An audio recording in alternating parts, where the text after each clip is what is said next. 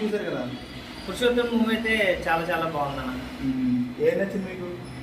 ఏం నచ్చిందంటే అంటే ఒక రైతుల కష్టాల గురించి మనం ఎప్పుడూ వింటూ ఉంటాం, మాట్లాడుకుంటూ ఉంటాం. కానీ అది ఎలా ఉంటుంది, రైతులు అంటే మామూలుగా వ్యవసాయం చేసే వాళ్ళు కాదు. ఇప్పుడు మనకి దగ్గరలో మన ఈస్ట్ గోదావరిలో మన కడియం కానీ ఇవన్నీ పూల రైతులు ఉంటారు, వాళ్ళు చాలా కష్టపడుతూ ఉంటారు. అవి ఇప్పటి వరకు నేనైతే చూడలేదు, మరి తీసారా ఎవరన్నా తీయలేదు తెలియదు. కానీ రైతుల కష్టాలను మనం వింటాం, కానీ చాలా రకాల రైతులైతే మనకి కనబడుతూ ఉంటారు. అందులో కడియంకి చుట్టుపక్కల ఏరియాలకి సంబంధించి ఆ పూల రైతులు పడే కష్టాలు అనేది ఆ మార్కెట్ యార్డ్లో అది కానీ ఎంత కష్టపడితే వాళ్ళు మనకి అందించగలుగుతున్నారు. ఇందులో డైలాగులు కూడా ఉన్నాయి. మనకి పుట్టిన దగ్గర నుంచి మన బర్త్డేలు కానీ ఫంక్షన్ పుట్టిన దగ్గర నుంచి చచ్చేంత వరకు పూలతో అవసరం, కానీ పూల రైతులు మనం ఎవరు పట్టించుకోం. అనే కొత్త పాయింట్ని ఈ సినిమాలో అయితే తీసుకోవడం జరిగింది. రాజ్ తరుణ్ దగ్గర నుంచి అయితే ఇటువంటి సినిమాని అయితే మనం ఎక్స్పెక్ట్ చేయలేం. ఒక శ్రీమంతుడు కానీ ఇలాంటి రైతుల కోసం పెద్ద పెద్ద సినిమాలు మనం చూస్తున్నాం. ఆ సినిమాలు చూస్తున్నంత ఫీలింగ్ అయితే ఈ సినిమా అంటే నేను ఎక్స్పెక్ట్ చేయకుండా వచ్చాను అనమాట. మామూలుగా నార్మల్గా వచ్చాను, కానీ ఈ సినిమా చాలా అంటే చాలా బాగుంది. రైతుల గురించి చాలా సినిమాలు వచ్చాయి కదా, ఇది డిఫరెంట్గా ఉందని అలాగే ఉందా?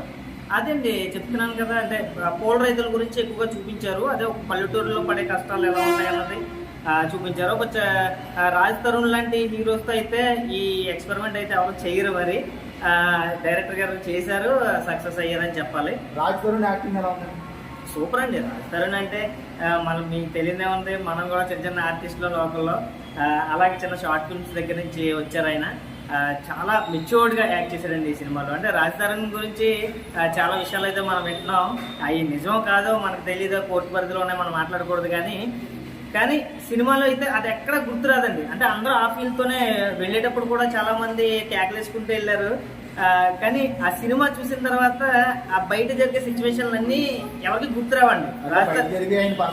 ఆయన పర్సనల్ అవి ఏం గుర్తురావు మనకి. అంటే మనం ఆ మైండ్ సెట్తో ఉంటాం కదా, ఇంకా ఇన్వాల్వ్ అయిపోయారు అనమాట. సినిమాలో ఇన్వాల్వ్ అయిపోయారు. ఆ రైతుల ఒక రిచ్ క్యారెక్టర్ని, అలాగే ఒక తిండికి కూడా గదిలేని క్యారెక్టర్ని అలా మెయింటైన్ చేసుకుంటూ వచ్చాడండి రాజ్ తరుణ్ కానీ, అలాగే హీరోయిన్ కానీ ప్రవీణ్ కానీ. ఇంకా ఆర్టిస్టుల గురించి మాట్లాడుకోవాలి. లోకల్గా ఉన్న ఈస్ట్ గోదావరికి సంబంధించిన ఆర్టిస్టులు అందరినీ వాడారండి ఈ సినిమాలో. నిజంగా థ్యాంక్ యూ సార్ డైరెక్టర్ గారు. లోకల్లో మా ఈస్ట్ గోదావరి ఆర్టిస్టులు అందరికీ ఛాన్స్ ఇచ్చారు. చాలామంది పిఠాపురం బాబురావు గారు, అలాగే చాలామంది మా ఈశ్వరరావు గారు, ఇంకా పేర్లు గుర్తు రావట్లేదు కానీ హ్యాపీ గారు, చాలామంది యాక్ట్ చేశారు ఇందులో. రాజమండ్రికి సంబంధించిన మహీ గారు కానివ్వండి, అరుణా చౌదరి గారు కానివ్వండి, చాలామంది ప్రసాద్ గారు.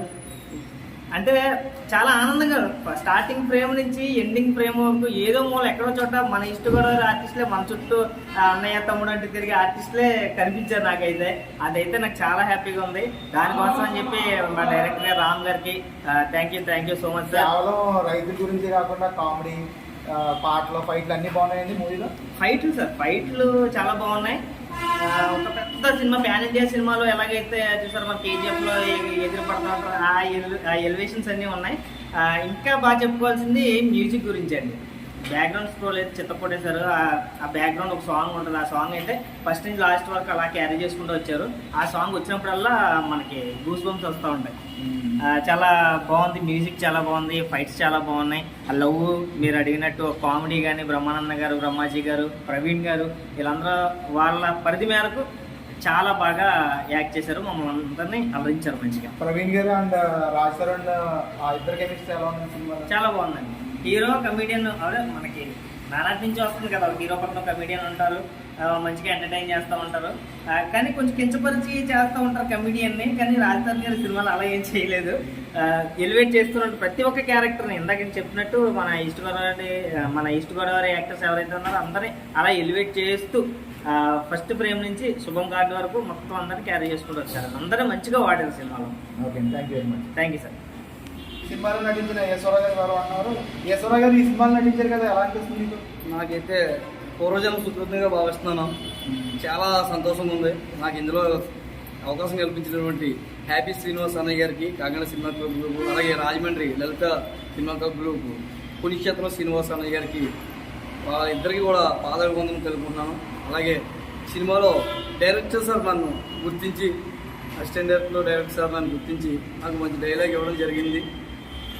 ఈశ్వర్ నువ్వు బాగా చేస్తున్నావు అని చెప్పారు. ఎక్స్ప్రెషన్ కూడా బాగా ఇమ్మన్నారు. చాలా ఈ సినిమా ఇంత హిట్ అవ్వడానికి కారణం ఏంటంటే డైరెక్టర్ సార్ ఎంచుకున్న కథ లాంటిది, మంచి కథను ఎంచుకున్నారు. అలాగే మంచి స్వీట్ మెమరీస్ అండి. ఫ్యామిలీ అందరికీ కూడా, చిన్న పిల్ల పెద్ద తాతయ్య గారు మనవడు అందరూ కలిపి చూడొచ్చు. ఫ్యామిలీ అందరూ కలిపి చూడవచ్చు. ఫ్యామిలీ బ్లాక్ బస్టర్ మూవీ ఇది. అలాగే ఎక్కడ కాంప్రమైజ్ అవ్వలేదు డైరెక్టర్ సార్ కానీ. సార్ ఈ సినిమాలో వెరీ ఇంపార్టెంట్ ఉన్న రైతు క్యారెక్టర్లో ఒక క్యారెక్టర్ మీరు చేశారు. ఎన్ని రోజులు పనిచేశారు సార్ ఈ సినిమా కోసం? నేను ఇందులో 12 days చేశాను సార్. 12 రోజులు చేశారండి? 12 రోజులు చేశానండి. కడుపులంకలో 10 రోజులు చేశాను. కడుపులంక, వీరవరం ఇలాగ చుట్టుపక్కల ఏరియా 2 రోజులు రామోజీ ఫిల్మ్ సిటీలో సాంగ్లో చేశాను. బాగా చూసుకున్నారండి ప్రొడ్యూసర్ సార్. సార్ చూస్తే ప్రస్తుతం రాజ్ తరుణ్ గారి మీద చాలా రకాల ఇవి అయితే పడతా ఉన్నాయి కదా సార్. ఆయన బయటకు వచ్చే పరిస్థితి కూడా లేదు, రిలీజ్ కూడా పెట్టుకుని. ఆయన షూటింగ్ సెట్లు ఎలా ఉండేవారు సార్ మీతో? షూటింగ్ సెట్లు అయితే అందరితో బాగుండేవాడు. చాలా ఇంట్లో ఫ్యామిలీ బ్రదర్ లాగా మొత్తం కలిసి ప్రతి ఒక్కరిని ఏంటాలి ప్రతి ఒక్కరిని కూడా చాలా సరదాగా మాట్లాడేవారు, కలిసిపోయేవారు. మా పక్కన వచ్చి కూర్చునేవారు, మేము వాళ్ళ పక్కన కూర్చున్నా ఆయన ఏం ఫీల్ అయ్యేవారు.